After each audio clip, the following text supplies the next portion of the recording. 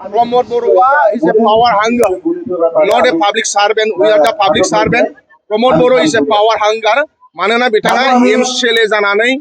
MLA जाबावनो नागिरदों आरो बिथाङा सासे मानसिना रायजो सभा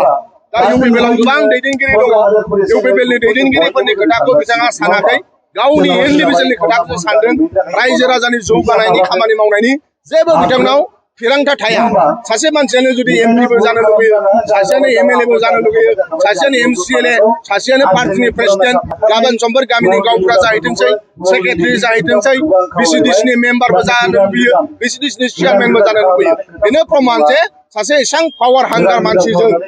बेबादि मानसिजों हानजाया सोलिया बे सासे इन्डिभिजुवेल गावखौल' सानग्रा व्यक्ति होननानै आं साननानै लायो मोनसे समाव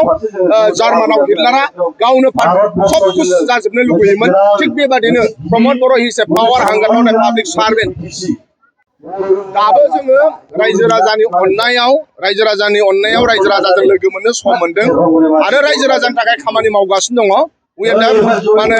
pure public servant आरो बड'लेण्ड ओनसोलनि रायजो राजाखौ दुखु सुखु समाव रायजो राजाजों थागोन आरो अराय समबो खामानि मावलांबाय थागोन आरो फैबाय थानाय समाव इसोरा अनोब्ला हाग्रामा महिलारि सारा अनोब्ला रायजो राजाया अनोब्ला जोंबो सिगांनि श्रेणियाव थानानै खामानि मावनो मोनगोन बेखौ मिजिंथिनाय थाबाय